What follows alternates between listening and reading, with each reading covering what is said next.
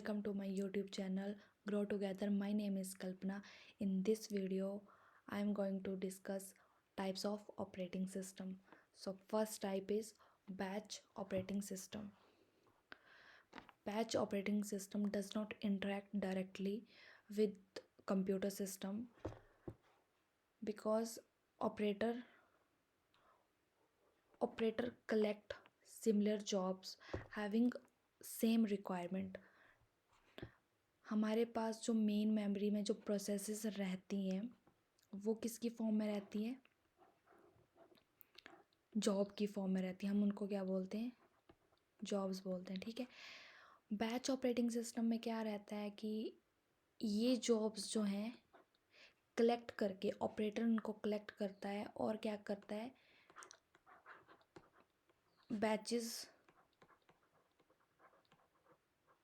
Batches की form में इनको कलेक्ट करके फिर क्या होता है, एग्जीक्यूशन के लिए सीपीयू के पास एग्जीक्यूशन के लिए देता है। तो ये काफ़ी कॉस्टली प्रोसेस है और इसमें टाइम की रिक्वायरमेंट काफ़ी ज़्यादा और थ्रूपुट इसमें काफ़ी लो है।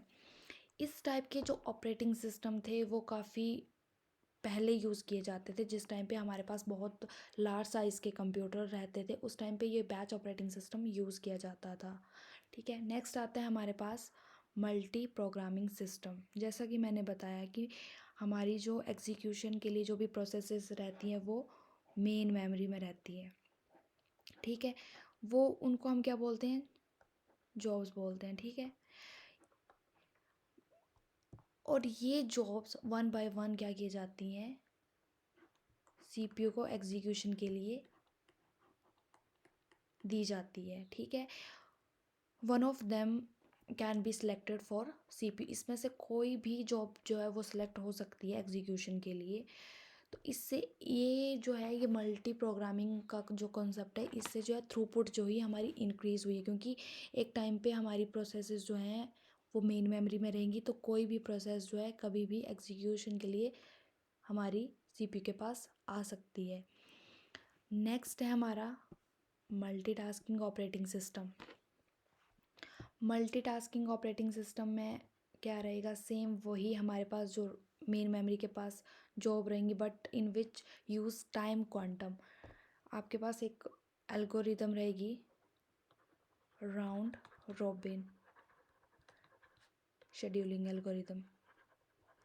ये एल्गोरिदम जो है वो यूज़ की जाती है। ये क्यों यूज़ की जाती है, ताकि हमारी जो मेन मेमोरी में जो प्रोसेसेस रखी हुई हैं वो पर्टिकुलर एक टाइम क्वांटम के बेस पे वो एग्जीक्यूट हो सके।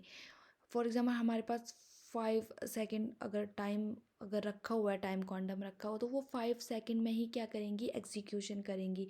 अगर हमारी वो जो प्रोसेसेस है 5 सेकेंड में कंप्लीट हुई तो वेल एंड गुड, अदरवाइज़ क्या रहेगा, वो सेकंड प्रोसेस के पास चली जाएगी, फिर थर्ड के पास, फिर फोर्थ। अगर फिर ये क्या करेगा, फिर ये फर्स्ट प्रोसेस के पास चली जाएगी। अगर सेम प्रोसीजर जो होगा फॉलो किया जाएगा जब तक कि हमारी प्रोसेस पूरी की पूरी एग्जीक्यूट नहीं हो जाती। इससे थ्रूपुट भी इंक्रीज़ हुई, हमारा जो टाइम जो रहता है, टाइम की रिक्वायरमेंट वो कम रहेगी और हमारा जो है अच्छे से एग्जीक्यूशन हो पाएगी। इसमें से हम देखेंगे इसकी 2 टाइप्स हैं मल्टीटास्किंग की। एक आता है आपका प्रीएम्प्टिव और मल्टीटास्किंग, और सेकंड आता है आपका कोऑपरेटिव मल्टीटास्किंग। ठीक है। प्रीएम्प्टिव में क्या रहता है कि आपका किसी भी टाइम पे शेड्यूलर जो है आपकी प्रोसेस को सस्पेंड कर देता है। बट जो आपका कोऑपरेटिव रहेगा उसमें ऐसा नहीं होता है, वो कंप्लीट अपना टाइम जो क्वांटम उसको दिया जाएगा उसमें अपनी पूरी की पूरी प्रोसेस को क्या करेगा, एग्जीक्यूट करेगा। उसके बाद जो होगा फर्दर वो नेक्स्ट प्रोसेस के पास आपका सीपीयू जो होगा वो प्रोवाइड किया जाएगा। बट प्रीएम्प्टिव में क्या होता है कि हायर प्रायोरिटी की अगर आपके पास कोई प्रोसेस आती है तो आपकी प्रोसेस को सस्पेंड कर दिया जाएगा और वो हायर प्रायोरिटी की प्रोसेस अपनी एग्जीक्यूशन कंप्लीट करेगी। फिर उसके बाद आपका जो होगा, आपकी जो ओल्ड प्रोसेस रहेगी उसको रिज्यूम किया जाएगा। ये हैं मल्टीटास्किंग की टाइप्स। नेक्स्ट है आपका मल्टी प्रोसेसिंग ऑपरेटिंग सिस्टम। इसमें क्या रहेगा कि हमारे कंप्यूटर के साथ मल्टीपल जो है प्रोसेसर यूज़ किए जाते हैं। डिफरेंट प्रोसेसर होने की वजह से हमारी जो है प्रोसेसिंग पैरेलली जो होगी एग्जीक्यूट होगी, और इससे प्रोसेस जल्दी एग्जीक्यूट होगी। टाइम जो होगा वो लेस यूज़ होगा और हमारी जो थ्रूपुट होगी वो इंक्रीज़ होगी।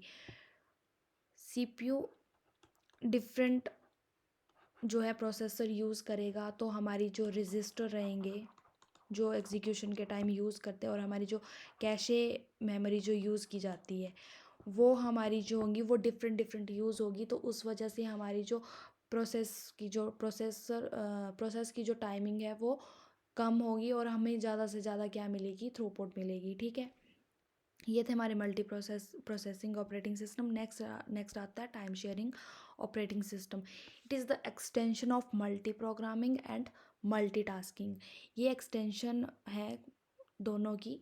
इसमें भी आपका सेम जो रहेगा टाइम क्वांटम यूज़ किया जाता है, जो बट हमारा जो मल्टीटास्किंग में जो था, मल्टीटास्किंग में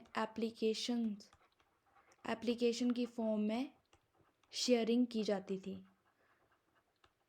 एप्लीकेशन के लिए हमारी जो थी शेयरिंग की जाती थी, but time sharing operating system में रिसोर्सेज के लिए क्या किया जाता है, रिसोर्सेज के लिए क्या किया जाता है, टाइम क्वांटम सेट किया जाता है और अपनी वो एग्जीक्यूशन को करता है। यही डिफरेंस है दोनों के बीच में। वो एप्लीकेशंस को रख के अपनी एग्जीक्यूशन करता है, और टाइम शेयरिंग जो डिफरेंट डिफरेंट रिसोर्सेज यूज़ किए जाते हैं, चाहे वो हार्ड डिस्क हो, हमारा प्रिंटर हो, उसके बेस पे टाइम शेयरिंग की जाती है। नेक्स्ट है हमारा डिस्ट्रीब्यूटिव ऑपरेटिंग सिस्टम। जो डिस्ट्रीब्यूटिव ऑपरेटिंग सिस्टम है आज के टाइम में इसको काफ़ी यूज़ किया जाता है। डिफरेंट जो कंप्यूटर रहेंगे, मल्टीपल जो कंप्यूटर रहेंगे connected with the help of networking. इससे क्या रहेगा कि हमारी जो है प्रोसेस को ईज़िली वो एग्जीक्यूट हो जाएगी। वो रिसोर्सेज डिफरेंट डिफरेंट कंप्यूटर के रिसोर्सेज को यूज़ करेगी। और क्या रहेगा कि फॉर एग्ज़ाम्पल अगर कोई एक फ़ाइल जो है वो क्रैश हो गई है या कुछ हो गया, तो वो हमें ईज़िली दूसरे सिस्टम से क्या होगा, वो ईज़िली हम क्या कर सकते हैं, उसको रिकवर कर सकते हैं। इसका जो कॉन्सेप्ट है जो आज के टाइम पे वो यहाँ किया जाता है क्लाउड कंप्यूटिंग में। उसमें भी सेम यही जो प्रोसीजर है वो फॉलो किया जाता है।